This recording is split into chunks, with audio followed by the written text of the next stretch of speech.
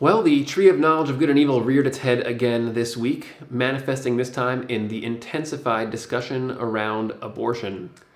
If you've been watching this channel for a while, you know that the tree of knowledge of good and evil is this dynamic that we have the capacity to take issues and only focus on certain partial aspects of them, to develop perceptions that only focus in on particular pieces of a story and not the entire story. And since we all focus on different aspects of stories, that creates the situation where I might see it this way and you might see it that way, and then we have differences of opinion. That's what opinions are, partial perspectives of a particular set of information.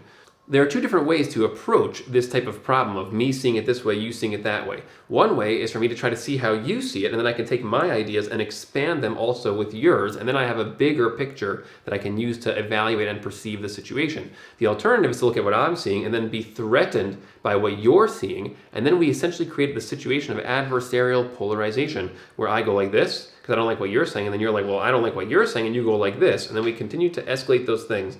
And that's what's happening in the loudest areas of the debate about this abortion issue, is this incapacity, this lack of capacity to actually see that there is more than just my side of this. There's a bigger picture. What that shows is that in situations where there is polarization, where there are differences of opinion, there's a bigger picture that's there that we are not seeing because we're each focusing in on only one part. And abortion is an amazing example of this dynamic. Now, abortion actually has two competing values, one on each side. And that's very important to realize, that there's actually two important things that are both there at the same time. On the side of my body, my choice, so there are true ideas embedded in that concept. We have our own bodies, and the Torah says that we're allowed to do things with these bodies. We're allowed to make choices and activate and actualize ourselves according to our wantings, what it is that we're interested in. So the question, of course, though, is how far does that go? The Torah doesn't allow you to then go so far that you can now destroy your body or harm your body. So the idea that my body, my choice, that's an objectively true concept. But the question, of course, is how far does that go? And that's an important thing to ask ourselves when we're on that side of the discussion. Am I getting so deeply embedded in that now I'm losing sight of the end of that concept, where now I'm applying it past the point where it belongs?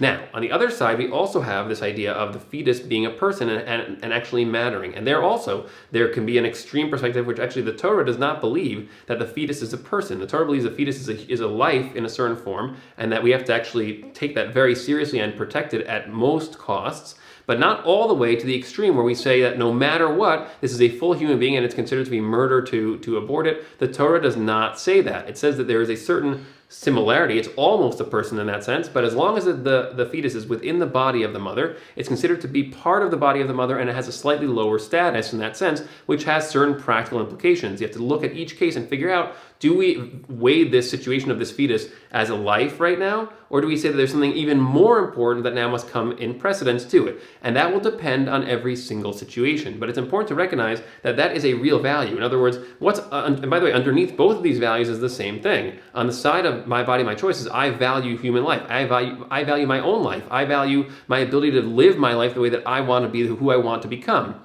It needs to be girded by the awareness that sometimes the way we live our lives can destroy us, can actually undermine the value of our lives. We can live in a way that is destructive. And on the other side, it's also the value of life. This person, this fetus can eventually become a person that's also valuable. The Torah looks at both of these things and says, okay, well, these are both important. And so we have to navigate that and constantly try to relate to each of those two sides. It's never true that only one of these is important and the other one isn't. And of course, in the final reckoning, when you have to actually have to make a decision whether to abort a fetus or not, it should be done with the awareness of both of these sets of values. And the biggest practical implication of that is it shouldn't be done cavalierly. It shouldn't be like, I have no regrets, or I think this is totally fine. It's casual. It's nothing. That should never happen, because you're now ignoring. You're saying only this matters and not this. Of course, ultimately, if you decide to abort, then you're only doing this. And that is a very practical phenomenon. But ultimately, even when you're choosing in one direction, you don't want to negate on the perceptual level the other side, because then you start to actually destroy important things inside yourself. If you abort a child without actually being aware of what it means, then you're actually doing something that's very, very distorted in your own perceptions, where you're actually letting a part of yourself die, and a potential person that could have been here now will not be here, without taking that into account. And while I hope that most people don't do that, but I'm sure that it's possible to do that, because these distortions can go very deep. And so the Torah's approach to these things, and the Torah's cure for the tree of knowledge, is not to say one or the other is right. It's to say there are values in both places, and life is not simple. Life is not black and white. You can just choose, that you can just say only this matters and that doesn't matter at all. They both matter. What you choose to do will depend on every situation, and that's a very complicated discussion, and obviously every situation needs to be evaluated separately. But that's what you choose to do practically. But in terms of the underlying ideas, the underlying truths that are there, you are supposed to carry both of them in this complex life and hold on to both of them at once. Hope that was clarifying. Thanks so much for watching. See you in the next video.